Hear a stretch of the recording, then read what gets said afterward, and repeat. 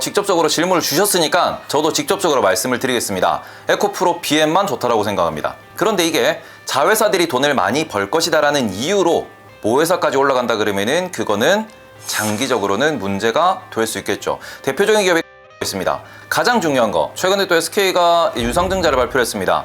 이거는 뭐냐 그러면은 지금 2차 전지 기업들은 유상증자를 안 하면은 사업을 못 합니다. 유상증자는 무조건 발생할 수밖에 없어요. 앞으로 얼마나 많은 유상증자가 나올지 모르는 것이기 때문에 냉정하게 평가를 하셔야 됩니다. 그럼 여기서부터 우리는 경계해야 되는 거는 유상증자 규모가 될 거예요. 유상증자가 얼마나 되냐에 따라 가지고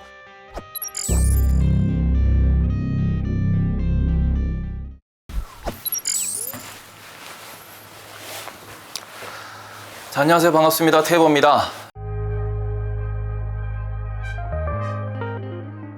일단은 주식시장에서 가장 많이 들리는 단어는 결국에는 선반영이라는 단어가 될 수밖에 없어요. 이게 2차전지 같은 경우에는 지금 증설이 엄청나게 진행되고 있고 이 과정에서 2년만 지나면 3년만 지나면 얘들이 돈을 얼마까지 벌 수 있어 라는 희망이 지금 주가 상승을 이끌고 있다고 보시면 좋을 것 같습니다. 그런데 여기서 제가 항상 제 채널에도 영상을 올려놨지만 한 가지 문제가 된다라고 말씀을 드리고 싶은 것은 그 중에서도 돈을 버는 기업이 있고요. 그 중에서도 돈을 못 버는 기업이 있고요. 그리고는 한국에서 코리아 디스카운트라는 이야기가 나오는데 이게 우리나라 같은 경우에는 이제 재무제표를 보실 때 별도 재무제표와 연결 재무제표라는 게 있습니다. 그런데 별도 재무제표란 무엇이냐 그러면은 이 기업이 순수하게 버는 돈이 얼마냐 라는 거고요. 이 법인이 버는 돈이 얼마냐라고 보시는 게 좋습니다. 그리고는 이게 연결 재무제표라고 하면 자회사들이 버는 돈이 얼마냐 이게 전부 다 연결되어 있는 게 연결 재무제표입니다.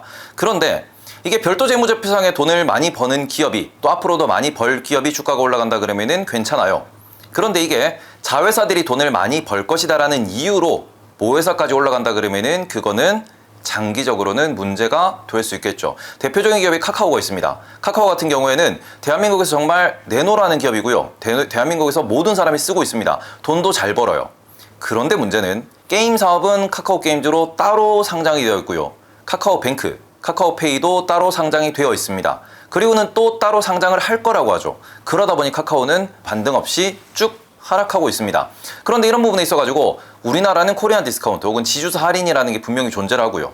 그 부분에 있어가지고 투자자들이 저는 피해를 안 입으셨으면 좋겠다라고 좀 말씀을 드리고 싶기 때문에 여기서도 대놓고 종목을 말씀드리는 거는 조금 문제의 소지가 있기 때문에 그 부분은 꼭 우리는 보셔야 되는 게 정말로 돈을 버는 알짜배기 기업에 이제 공부를 하시고 그쪽에 투자하시고 가장 중요한 거 최근에 또 SK가 유상증자를 발표했습니다. 이거는 뭐냐 그러면은 지금 이 기업이 2년 3년 뒤에 얼마를 벌 거야 라고 했을 때 그러면 얼마를 벌 테니까 얼마를 남길 테니까 시가총액이 얼마까지 갈 거예요. 그럼 여기서 우리는 고민을 하셔야 되는 게 자, 주식시장에는 시가총액과 EPS라는 게 있습니다. EPS는 한 주당 얼마나 돈을 버느냐 이것을 가치로 환산한 거예요. 자, 이건 무슨 소리냐 그러면은 이번에 유상증자가 터진 SK이노베이션의 자회사 같은 경우에는 주식을 더 발행하게 됩니다. 주식을 더 발행한다라는 소리는 내 종목, 내 한 주의 가치가 그만큼 떨어진다라는 거예요. 이게 유상증자라는 것의 문제점인데 지금 2차 전지 기업들은 유상증자를 안 하면은 사업을 못 합니다. 유상증자는 무조건 발생할 수밖에 없어요. 그러면은 내가 레버리지를 일으켜서 투자를 한다. 대출을 받아서 투자해도 되는 거고요. 아니면은 주식회사는 주식을 더 발행해서 말 그대로 돈을 찍어내서 투자를 해도 됩니다. 대신에 경영권이라고 하는 지분을 넘겨주게 되는 건데 개인이 투자한 한 주도 그 회사의 경영권입니다. 그리고는 주식이 2배가 더 발행한다 그러면은 나의 지분은 반으로 줄어들고요. 내가 들고 있는 주식의 가치도 반으로 줄어들게 됩니다. 지금 시가총액이 더 올라갈 수 있다는 것은 팩트지만 여기에서 한 주의 가치가 더 올라갈 수 있다는 부분에 대해서는 물음표를 띄울 수밖에 없어요. 앞으로 얼마나 많은 유상증자가 나올지 모르는 것이기 때문에 EPS가 더 늘어날 수 있을지 없을지에 대해서는 냉정하게 평가를 하셔야 됩니다. 그렇기 때문에 이 부분에 있어서 여의도의 레포트를 보시면은 앞으로 얼마를 벌고 시가총액이 얼마까지 갈 수 있다는 이야기는 확정적으로 나오지만 주가가 얼마까지 올라갈 것이다. 한 주의 가치가 얼마까지 올라갈 수 있다는 이야기는 나오지 않고 있습니다. 이 부분에 있어서 냉정한 판단이 필요하다고 말씀드리는 것 역시 주식이라는 것은 결국 회사를 경영하는 것이고 내가 주식에 투자하는 것은 그 회사 경영의 일정 지분으로 내 돈을 태우는 겁니다. 그런데 회사의 결정으로 내 지분율이 떨어진다라고 하면은 그 비율에 따라서 내가 오히려 손해를 볼 수도 있는 거예요. 그렇기 때문에 주식의 언어에 대해서 잘 이해하시고 잘 공부하시고 2차전지를 묻어놓고 투자하시기보다는 앞으로 내 한 주의 가치가 더 늘어날 수 있는가 없는가에 대해서 진지하게 고민하시고 투자하셨으면 좋겠습니다. 직접적으로 질문을 주셨으니까 저도 직접적으로 말씀을 드리겠습니다. 에코프로 BM만 좋다라고 생각합니다. 제가 앞서 말씀드렸던 그 부분 같은 경우에도 사업하는 회사가 누구냐, 정말로 2차전지에서 돈을 버는 기업이 누구냐라고 했을 때 에코프로 BM과 에코프로 머티리얼즈 혹은 에코프로가 앞으로 상장할 기업들입니다. 그리고 그 기업들 같은 경우에는 돈을 벌 거예요. 그러면은 증설하고 있는 일정 앞으로의 시장 규모를 따져가지고 어느 정도까지 매출을 낼 수 있고 여기에서 산업의 평균에 대한 영업이익률을 계산하면은 어느 정도 돈을 남길 것이다 라고 예상할 수 있습니다. 그럼 여기서부터 우리는 경계해야 되는 거는 유상증자 규모가 될 거예요. 유상증자가 얼마나 되냐에 따라 가지고 내 종목이 지금보다 얼마나 올라갈 수 있다. 말 그대로 내가 3배를 갈 거다라고 생각했을 때 주식이 3배가 더 늘어나면은 내 주식의 가치는 증가하지 않습니다. 3배가 더 오를 수 있다라고 생각을 했을 때 여기에서 주식이 2배만 더 발행한다 그러면은 내 종목은 50%는 올라갈 수 있겠죠. 이런 식으로 해가지고 앞으로 증자가 된다고 하더라도 돈을 더 많이 벌게 되고 실제로 그 돈을 챙길 수 있는 법인 같은 경우에는 투자를 하셔도 되는데 그 기업들 같은 경우는 에코프로 BM 혹은 에코프로 머티리얼즈처럼 앞으로 상장될 기업들이 될 것입니다. 그래서 에코프로 그룹 자체를 놓고 봤을 때 그룹은 좋은 회사예요. 카카오도 좋은 회사입니다. 다만 좋은 회사에서 좋은 주식이 있고 좋은 회사에서 나쁜 주식이 있습니다. 삼성전자의 최대 주주 중 하나인 삼성생명이나 삼성물산에 대해서 반도체 프리미엄을 지급하진 않죠. 이런 부분에 있어서 냉정하게 생각을 하시고요. 앞으로 정말로 돈을 버는 기업이 누가 될 것이냐, 이 기업, 이 그룹사의 핵심은 누구냐에 대해서 고민을 좀 해보셨으면 좋겠습니다. 좀 사담이지만 저는 대학을 광운대학교라는 곳을 나왔습니다. 광운대라고 하면은 모르시는 분도 많이 계시겠지만 광운대학교 로봇학부라고 하면은 전 세계에서 1등이에요. 그런데 광운대학교에 들어간 사람들 중에서 로봇학부에 입학한 사람들과 일반 대학에 들어간 사람은 달라요. 제가 로봇학부를 나왔다는 건 아닙니다. 로봇학부 같은 경우는 실제로 지원도 빵빵하고요. 그쪽은 취업도 잘 되고요. 전 세계로 나갑니다. 다만 다른 학부는 그렇지가 못해요. 주식시장도 마찬가지입니다. 자, 이 그룹사에서 돈을 버는 핵심적인 기업이 있고요. 그리고는 그 외에 나머지 기업이 있습니다. 나머지 기업에 투자하시면은 올라갈 때는 기분이 좋지만 떨어질 때 그때 이유를 찾게 되면은 내가 왜 이걸 몰랐지? 왜 아무도 얘기를 안 해줬지라고 생각을 하시게 될 거예요. 그렇기 때문에 저는 그 부분에 있어서 내가 피해를 입을 수 있는가 없는가에 대해서 고민을 많이 해보셨으면 좋겠고, 그리고 또 신사업을 또 진행할 수도 있습니다. 신사업을 진행했을 때 이 사업의 가치가 지금 주가에 맞는지도 고민을 많이 해보셨으면 좋겠다라고 말씀을 드리고 싶습니다.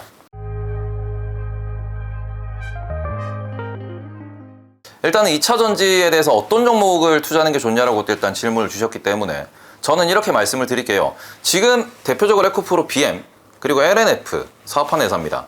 그리고는 지금 삼성 SDI, LG엔솔 그리고는 SK는 빼야겠죠. 요 두 기업도 사업을 하는 회사고요.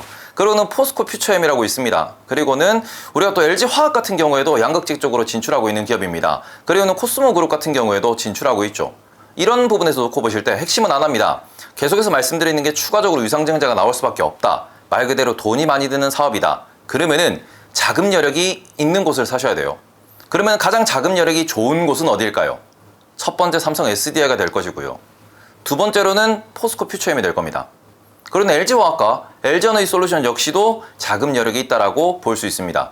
그리고 그 부분에 있어서 지금까지 쌓아놓은 자금은 없더라도 지금 버는 돈의 규모가 큰 종목들은 투자했을 때 가치가 있다라고 보실 수 있고, 그런 종목들은 에코프로 BM이나 LNF가 될 겁니다. 이미 먼저 진출해서 먼저 공장을 짓고 먼저 제품을 판매하면서 돈을 많이 벌고 있는 기업, 혹은 기존에 쌓여 있는, 아니면 모회사를 통해서 그룹사를 통해서 자금을 지원받을 수 있는 기업, 이런 기업들이 좀 더 안정적으로 투자할 수 있는 투자처가 될 수 있고, 그렇기 때문에 4대 천왕이라도 말씀을 하셨는데 그런 식으로 분류가 되는 이유가 있다. 이렇게 생각하시면 좋을 것 같습니다.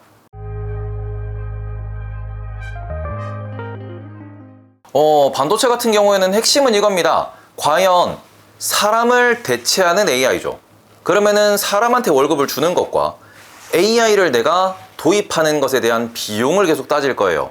우리는 실제로 지금 AI 사태가 어떻게 흘러갈지를 이미 봤습니다. 실제로 지금 고속도로 휴게소라든지 패스트푸드점을 가시면은 더 이상 점원이 응대를 안 하죠.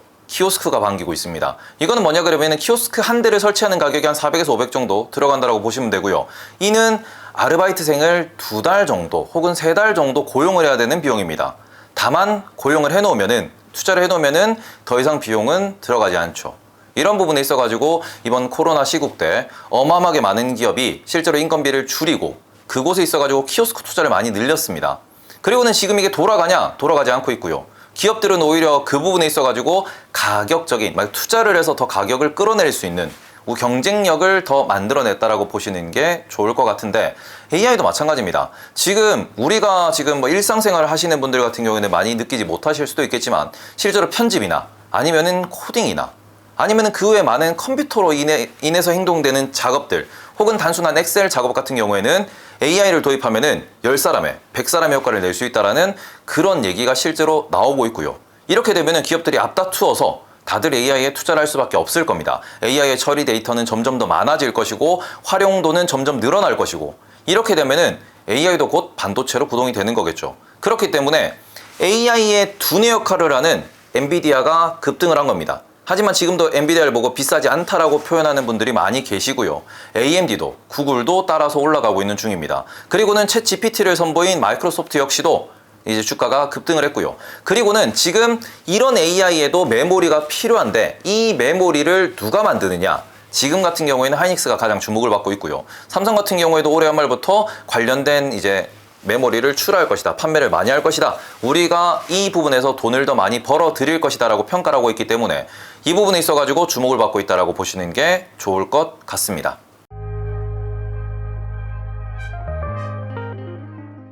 저 같은 경우에는 엔비디아는 계속 올라가고 있는 측면이고 분할 매수 하셔도 된다라고 말씀을 드리고, 엔비디아 보유자한테는 왜 파냐? 팔지 마라라고 말씀을 드리고 있습니다. 저 같은 경우에는 AMD를 또 보유하고 있기 때문에 저도 AMD 안 팔고 있습니다.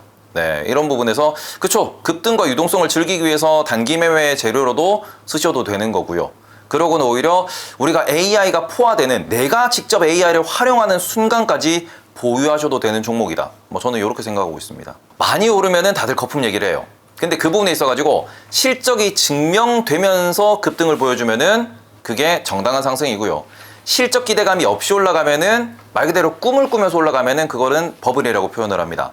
실제로 2021년도 말 같은 경우에는 그때 엔비디아가 PER이 100배까지 올라갔어요. 그리고 그때 월스트리트 대부분의 의견은 비싸다, 버블이다, 떨어진다 였습니다.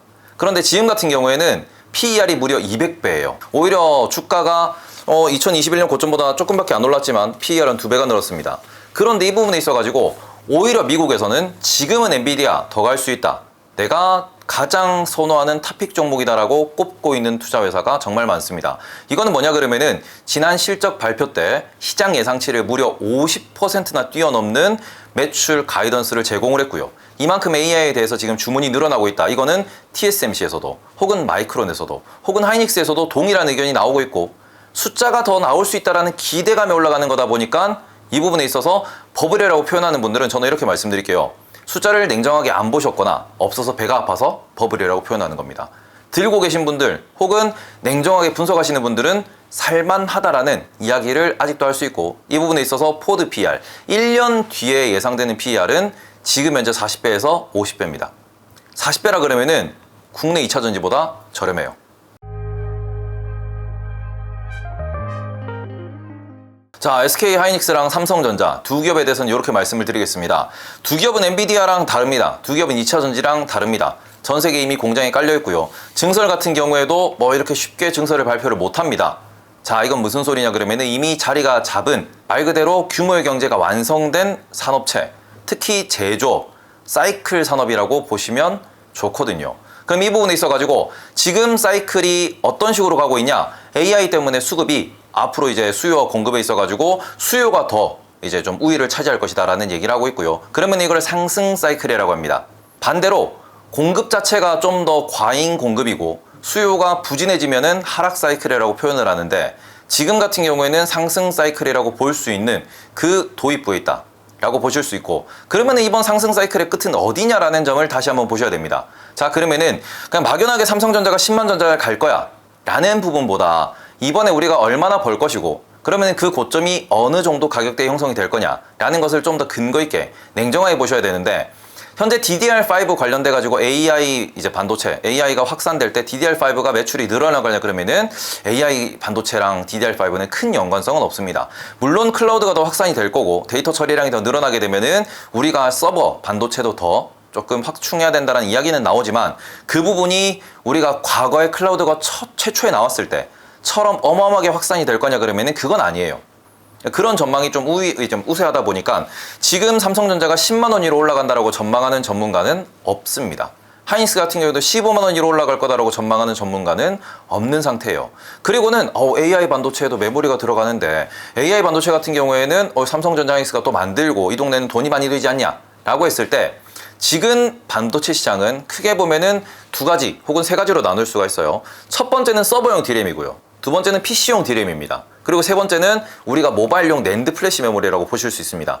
여기에 AI 반도체용으로 하나 더 추가가 되는 건데 문제는 이 규모가 나머지 세 개가 너무 크기 때문에 이 규모는 그죠 주가에 큰 영향을 줄 수 있을 만큼 그만큼의 이익을 낼 수 있을지는 아직까지는 미지수입니다.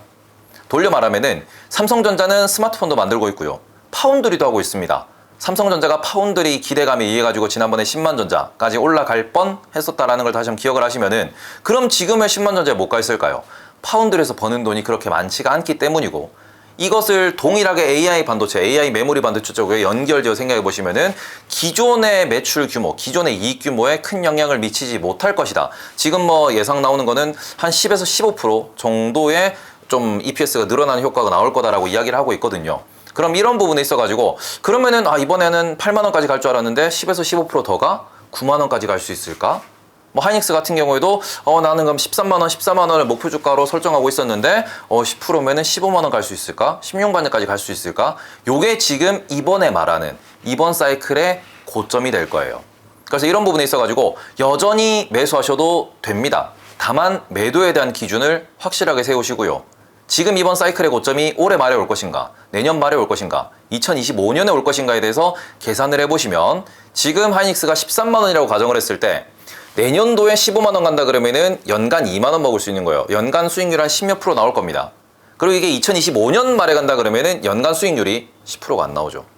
이런 부분에서 내가 투자했을 때 투자 기간, 그리고 내가 목표 주가까지를 냉정하게 계산을 하시면서 이 부분이 만족이 됐을 때 특히 사이클의 고점에 있어가지고 어디까지 언제까지 내가 투자를 해야 되는지에 대해서 명확하게 계획을 세우시고 접근하셨으면 좋겠다라고 말씀드리고 싶습니다.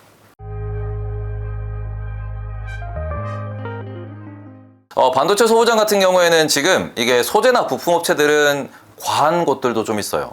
공정단에서 보면은 후공정 혹은 뭐 우리가 AI 반도체 관련된 기업이다라고 해가지고 지금 2021년도 고점을 뚫고 올라간 기업들이 많이 존재합니다.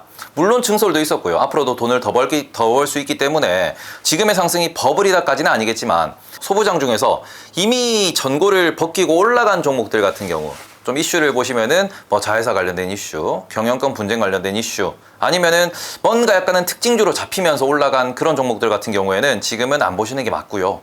그리고는 여전히 바닥에 깔려 있는 종목들도 있습니다. 이게 뭐 대표적으로 예를 들어 가지고 우리가 솔브레인이라는 기업이 있습니다. 반도체 관련된 뭐 소재를 납품하는 기업이다라고 보시면 되고요. 아주 우량한 기업이에요. 다만 이 기업은 여전히 20만 원 초반대에서 횡보하고 있습니다. 왜냐 그러면은 수급이 따로 없고요. 그리고는 가치적으로 놓고 보셨을 때 아직까지 실적의 바닥인 상황이기 때문에 주가도 여전히 바닥을 찍고 있습니다. 그리고는 무거운 종목이라는 표현도 하는 종목들이 많죠. 대표적으로 장비기업 중에서 원익 IPS 이런 종목들도 있습니다. 이 종목 같은 경우에는 실제로 증설에 대한 냄새가 솔솔 나야 올라갈 수 있는 게 장비주고요. 지금은 사이클의 바닥입니다. 적어도 사이클의 중간까지 반등을 해야 증설 얘기가 나올 겁니다. 그러면 시간이 좀 오래 걸리겠죠. 이런 부분에서 특징주들, 테마주들, 가벼운 종목들은 이미 다 올라갔고요. 셋업체들은 이제 등산의 중간 정도까지 올라간 상황에서 그 다음에는 아직까지 반응하지 않은 소재 부품 딴에서의 움직임이 나올 거고, 그럼 이런 부분에 있어가지고 이제 앞으로의 가치평가, 그리고는 이 종목이 공급하고 있는 이 제품이 얼마나 더 필요할 것인가, 그리고는 정말로 이 기업이 과거 주가를 회복할 수 있을 것인가에 대해서 냉정하게 보면서 조금 딥하게 서치를 하셔야 투자 기회를 얻을 수 있다라고 말씀드리고 싶습니다. 하반기에는 지금 어차피 코스피를 이끌어 가려면은 결국 반도체고요. 코스닥을 이끌어 가려면은 결국 2차 전지 혹은 바이오가 될 겁니다. 그런데 2차 전지는 여전히 증설이라는 모멘텀, 실적이 더 잘 나올 거라는 모멘텀이 있다 보니까 결국 2차 전지가 좋으면 코스닥이 올라가는 거고요. 반도체가 좋으면 코스피가 올라가는 걸 겁니다. 지금 상반기에 그러면 반도체와 2차 전지만 올랐냐라고 했을 때 대표적으로 미용기기, 클래시스 같은 종목들의 차트를 열어보시면은 오히려 애들은 삼성전자보다 더 많이 올랐어요. 그리고는 지금 우리가 그 외에도 건설 기계라든지 두산 밥캣, 두산 인프라코어, 아니면 우리가 전력 인프라 관련돼 가지고 재룡전기, LS 일렉트릭 이런 종목들 보시면은 지금 이게 삼성전자 하이닉스 오른 게 아닌 것처럼 보일 만큼 엄청나게 급등한 섹터가 많습니다. 다만 코스피의 영향력이 미미하기 때문에 이런 종목들은 상승했는지도 모르는 분들이 많이 계시고요. 얘들이 왜 오르는지 모르는 분들도 많이 계십니다.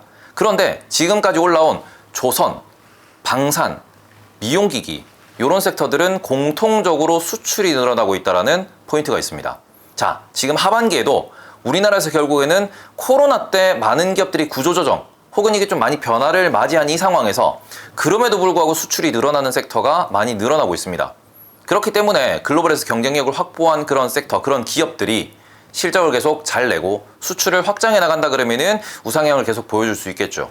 그래서 이런 부분에 있어서 저는 하반기에도 여전히 개별 종목, 특히 수출이 늘어나는, 그리고 그 중에서도 반도체 섹터는 결국 삼성전자가 앞으로 메모리 반도체 사이클을 타고 AI 반도체 이런 사이클에서 수출이 늘어날 것이고요. 그 밑단에서도 계속해서 수출이 늘어나는 기업들이 존재할 거고 그 섹터는 언제든 투자하셔도 된다라고 말씀드리고 싶습니다. 경기 침체 같은 경우에는 이미 경기 관련 기업들은 안 가고 있어요. 대표적으로 국내에서 은행, 통신, 미국에서도 은행, 통신, 유통주는 연초 대비 오히려 빠져 있습니다. 그러니까 이게 무슨 소리냐 그러면은 지금 시장에서 한국 기업들 같은 경우에는 2차 전지도 성장주고요. 반도체도 큰 사이클 산업이다 보니 사이클 바닥에서 돌렸다라는 이유로 AI라는 이슈로 인해 가지고 올라가고 있지만 그 외의 섹터, 그 외의 종목들을 보시면은 안 가고 있는 혹은 더 빠지고 있는 종목들이 수두룩해요. 그러니까 우리는 상승하는 종목을 계속 보다 보니까 지금 경기 침체라는데 왜 이렇게 올라가지? 라고 표현할 수 있겠으나 지금 이 부분에 있어가지고 경기 침체에 의해서 실적 걱정이 되는 종목들은 글로벌로 정말 못 가고 있고요. 이러다 보니 이게 지금 우리가 경기 침체 혹은 경기 둔화의 시기를 지나고 있고요. 연말에 경기 침체가 절정에 이를 거다라고 표현하고 있고 그러고 난 데는 금리가 인하될 거다라고 생각을 하고 있습니다. 그럼 금리가 인하되면서 다시 경기가 살짝 살아나는 모양새를 보일 거다. 그러다 보니 오히려 지금 시점에서는 AI 관련된 기업들이 버블을 일으키지 않은 상황에서 전제 조건은 이거예요. AI 관련된 기업들이 지금 이미 주가가 많이 올랐지만 그에 합당한 실적을 내주면서 어느 정도 조정, 횡보를 거치는 과정에서 정말로 경기 침체가 확인되고 금리 인하라는 그런 사이클까지 우리가 들어가고 인플레이션이 점점점 줄어드는 이런 트렌드를 확인하면서 오히려 금리 인하기가 들어간다 그러면은 연착륙이라고 표현하는 지금까지 못 갔던 섹터들도 반등을 주는 이런 시기에도 들어갈 수 있다고 보시는 게 좋을 것 같고 저는 그렇기 때문에 경기 침체를 대비하기 위해서는 한 가지는 좀 매수를 말씀을 드리죠. 경기 침체가 많이 걱정되냐 그러면은 미국의 장기 채권들이 있습니다. 대표적으로 TLT ETF가 있어요. 그런 데들 같은 경우에는 금리가 인하가 되더라도 혹은 경기 침체가 크게 왔을 때 증시가 박살나더라도 어떻게 보면 해칭 혹은 수익을 볼 수 있는 그런 자산이 될 수 있을 거고요. 그리고는 지금 저는 여전히 경기 방어주, 경기 민감주보다는 지금은 반도체, AI와 같이 사이클이 올라가는 바닥을 찍었다라는 생각이 드는 이런 섹터에 있는 기업들을 매수를 해놓으셔라. 매수를 하시는 게 좋다. 그리고는 이게 경기가 확장돼서 사이클 고점까지 올라갈 때까지 즐기시는 게 지금 하셔야 되는 투자다. 라는 말씀을 드리는 것도 바닥은 확인을 했어요. 지금 우리가 경기 침체를 걱정하고 있지만 오히려 작년도의 주식시장은 침체를 좀 과하게 선반영할 만큼 금리 인상에 대해서 두려워했고요. 크게 박살이 났었습니다. 그러고 난 뒤에 지금 우리가 현재 PE를 놓고 봤을 때 이게 24배, 28배나 나오는데 미국 시장 버블이다 라는 표현을 하고 있지만 이 부분에 있어서 지금 버블인 곳은 AI 기업들 쪽이고요. AI 기업들 쪽은 계속해서 실적 전망치가 올라가면서 버블을 상쇄하고 있습니다. 그러니까 지금 절대 사면 안 되는 버블 수준까지 왔냐 그러면 그건 아니고요. 이런 상황에서 오히려 그럼 경기 침체 관련된 기업들은 하면은 주가가 빠져 있습니다.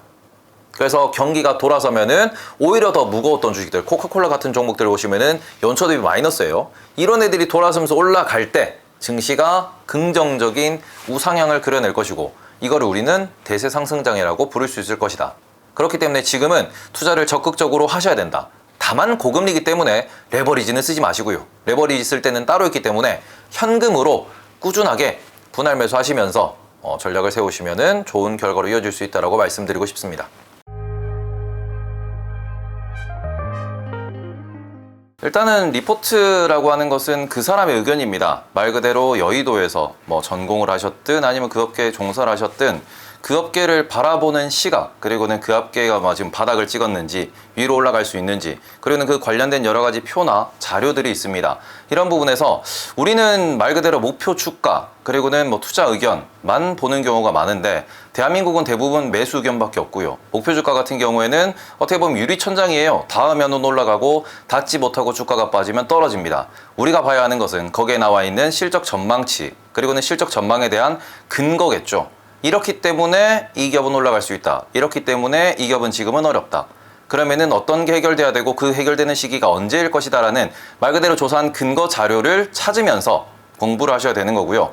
보고서 역시도 참고 자료입니다. 그리고는 저는 오히려 기업 분석 보고서보다는 섹터를 분석하는, 업황을 분석하는 그런 좀 큰 틀에서 바라보는 보고서를 보시면서 우리가 어떤 섹터가 지금 유망하고 어떤 섹터가 힘들어질 것인가, 그러면서 내가 어떤 기업에 투자해야 될 것인가에 대해서 좀 공부를 하셨으면 좋겠다라고 말씀을 드리고 싶고요. 가장 돈이 되는 것은 보고서가 나오기 전 성장할 수 있는 기업에 투자하셔서 성장의 중간쯤 되면은 보고서가 나오기 시작을 해요. 그리고는 성장이 거의 끝나가기 시작하면은 보고서에서도 목표 주가가 나오고 그 다음에는 투자 의견 이런 것들이 많이 나오는데, 그때까지 보유하시고 매도를 하시는 그런 단순한 전략도 있다라는 점, 보고서를 활용해서 투자할 수 있는 점도 많다라는 점 기억하시면서 스스로 무엇을 보고 투자해야 될지를 공부하셨으면 좋겠습니다. 일단은 주린이 분들이라고 하시는 분들 같은 경우에는 이게 주식의 언어를 좀 이해를 하셔야 되거든요. 그러면은 리포트를 활용할 때 있어가지고 리포트에는 표에 엄청나게 많은 단어들이 들어있어요. PER, PBR, 혹은 매출액, 영업이익 이런 단어들이 있는데 먼저 그 용어부터 좀 찾아보시는 게 좋다라고 말씀을 드리고 싶습니다. 지금 기업 분석 보고서를 봤을 때 이게 아주 어려운 전문 논문 서적은 아니거든요. 하지만 주식에 대한 전문적인 용어들이 있는 말 그대로 자동차 설명서와 같은 그러한 보고서이기 때문에 여기서 꼭 보셔야 되는 것은 내가 여기서 어떤 단어를 모르는가, 그런 단어들을 영어 공부하듯이 하나하나 찾으시면서 단어들을 이해하는 쪽으로 먼저 사용해 보셨으면 좋겠습니다.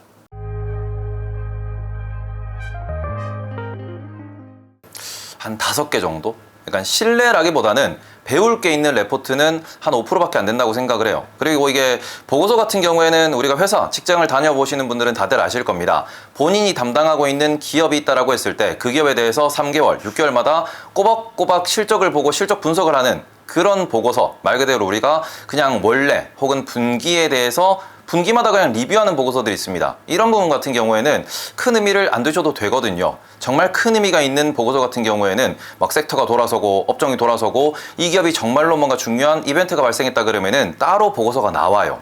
그렇기 때문에 그냥 내가 써야 해서 쓰는 게 아닌 정말 쓰고 싶어서 쓴 보고서. 근데 그거는 제가 생각했을 때는 한 5% 정도밖에 안 된다. 그리고 데일리, 위클리 자료까지 다 포함하면은 1, 2%밖에 안 되기 때문에 오히려 보고서에서 정말 도움이 되는 보고서를 찾는 게, 그게 투자자에서 좀 더 도움이 되는 투자 방법이다 라고 보셔도 좋을 것 같습니다.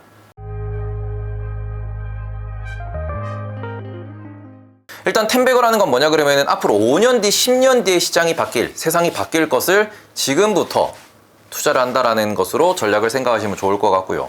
그런 부분에 있어가지고 2차전지 같은 경우에도 2014년, 15년, 16년에 말씀하신 분들 많이 계세요. 그분들 같은 경우에는 텐베거보다 훨씬 더 높은 수익을 거뒀고요. 테슬라 같은 경우에도 국내에서 초기부터 투자하신 분들, 혹은 흑자를 봤을 때, 혹은 2020년도에 첫 상승에서부터 투자하신 분들 되게 많이 계십니다. 애플 같은 경우에도 2010년대 초반부터 투자하신 분들이 많이 계세요. 이런 분들 같은 경우에는 앞으로 시장이 어떻게 변할 거야 라는 관점에서 미리 투자를 하는 거고요. 그리고 그 변할 시장, 변할 뭔가의 그 새로운 세상에서 핵심이 될 기업들을 미리 찾고 계시는 겁니다. 그리고 그런 분들 같은 경우에는 장기 투자를 하면서 우리처럼 2%, 3% 먹는 게 아니고 200%, 300%, 2000%를 목표로 투자를 하시는 건데, 그런 투자야말로 장기적으로 인생을 바꿀 수 있는 투자다 라고 보실 수 있는 거거든요. 그런 관점에서 저는 AI 관련된 이슈가 나왔을 때, 애플의 MR 헤드셋이 나왔을 때 이러면은 어찌 보면은 이거는 우리가 글라스 혹은 MR 헤드셋이라고 표현은 하지만 세상을 홀로그램으로 바라보기 위해서 준비하는 것이다 라고 생각을 했거든요. 그렇게 되면은 홀로그램으로 바라보기 위해서는 두 가지 포인트가 있을 겁니다. 첫 번째는 3D로 우리가 뭔가 이거를 데이터화 시켜야 되고요. 모델링을 해야 될 겁니다. 그러니 이거를 아주 가볍게, 말 그대로 이제 우리가 통신상으로도 이거를 충분히 구현할 수 있을 만큼 압축적인 데이터로 만들어내야 될 겁니다. 그러면 뭔가 이런 것들을 이미 하고 있는, 특히 게임 엔진, 물리 엔진이라고 부르는 이런 기업들이 존재를 하거든요. 그리고 전 세계에 그런 기업은 독점하고 있는 두 개의 기업이 있습니다. 하나는 에픽게임즈라는 곳이고요. 비상장입니다. 하나는 유니티라는 곳이고요. 상장사입니다. 그러면은 이 시장이 커진다라는 관점에서 이미 독점적인 포지션을 찾고 있는 기업, 이런 기업들은 투자를 해보실 만하겠죠. 그래서 저는 이 부분에 있어가지고 최근에 이제 유니티라는 기업에 대해서 앞으로 관심을 가지셨으면 좋겠다 라고 말씀을 좀 드렸습니다. 물론 10배를 간다라고 장담하는 게 아니에요. 다만 앞으로 세상이 바뀔 거고 그 기술은 꼭 필요할 거고요. 그게 유니티가 아닐 수도 있습니다. 다만 5년 뒤 세상을 우리가 예상하고 예측해서 미리 조금의 CD를 뿌려 놓는 겁니다. 그리고는 정말로 그게 돈이 되고 정말로 올라갈 때 CD를 더 태우면 돼요. 그래서 지금부터 장기적으로 관심을 가지셨으면 좋겠다 라고 말씀을 드리는 거고, 제가 여기서 제 방송에서도 안 푼 건데 한 가지 기업을 더 풀도록 하겠습니다. 요거는 이제 유럽에 있는 기업이에요. 그리고는 우리가 지금 친환경 얘기하고 있는데 그 중에서 우리나라가 최근에 조금 관심을 갖고 있는 곳이 있습니다. 어디냐 그러면은 수소일 거예요. 수소 에너지에 대해서 얘기는 정말 많이 하고 있고요. 그러고는 우리나라에서는 지금 뭔가 정책적으로 혹은 뭔가 2차전지 이슈 때문에 수소에 대한 관심도 집중도가 조금 떨어지고 있지만, 유럽 같은 경우, 중국 같은 경우, 그리고 미국 같은 경우에 어마어마하게 많은 자본이 수소 관련된 기술 개발로 들어가고 있습니다. 전 세계에서 수소에 있어서 가장 필요한 기술은 뭘까요? 2차 전지는 양극재라고들 많이들 표현을 하십니다. 그럼 수소에서 제일 필요한 기술, 그리고 제일 돈이 많이 드는 기술은 무엇일까요? 수소를 생산하는 설비입니다. 그리고 수소를 생산하기 위해서는 물에서부터 전기분해로 수소를 만들어내요. 그래서 이거를 수전해 기술이라고 부르고요. 여기서는 수전의 조라고 부르는 게 있습니다. 말 그대로 물을 넣고 그 다음에는 전기를 꽂아서 수소를 생산하는 요 하나의 설비를 만드는 기업이 있습니다.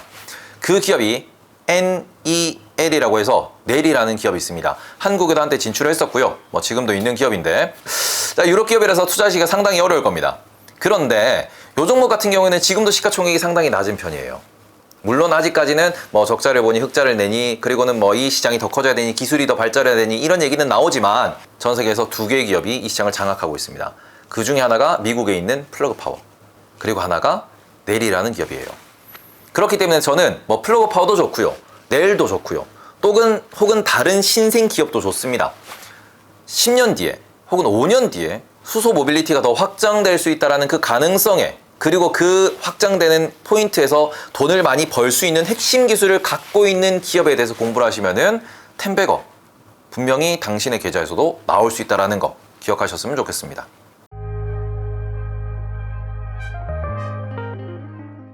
지금은 투자 전략에서 상반기든 하반기든 혹은 내년이든 여전히 우리가 보셔야 되는 거는 금리가 높아요. 고금리 시대에서는 한 가지는 꼭 명심하셔야 됩니다. 돈을 잘 버는 기업이 독식하게 됩니다. 말 그대로 돈을 못 버는 기업은 돈을 빌려야 되고요. 돈을 빌리면 이자 비용이 많이 나가요. 자, 그러면은 기존에 자기 자본이 많고, 그리고는 우리가 프리캐시 플로우라고 부르는 말 그대로 돈이 많이 들어오고, 이 돈으로 주주환원도 많이 하고 재투자도 많이 하고 새로운 뭐 R&D, M&A 모든 걸 많이 할 수 있는 기업이 독식할 수밖에 없는 세상입니다. 금리, 돈의 가격이 비싸진 상황이기 때문에, 그러면은 내가 어디서든 쉽게 돈을 빌려서 이걸로 쉽게 사업을 일으키기가 어려워요. 이런 시장에서는, 이런 환경에서는 돈이 있는 사람이 뭐든 더 많이 할 수 있고, 돈이 많은 기업이 뭐든 더 많이 할 수 있습니다. 그렇기 때문에 지금은 돈을 많이 버는, 그리고는 그 버는 돈 자체가 늘어나는, 그리고는 많이 번 돈으로 새로운 것을 많이 도전하는 기업에 대해서 공부하시고 투자하시면은 그거 자체가 기회가 된다라고 보시는 게 좋을 것 같습니다.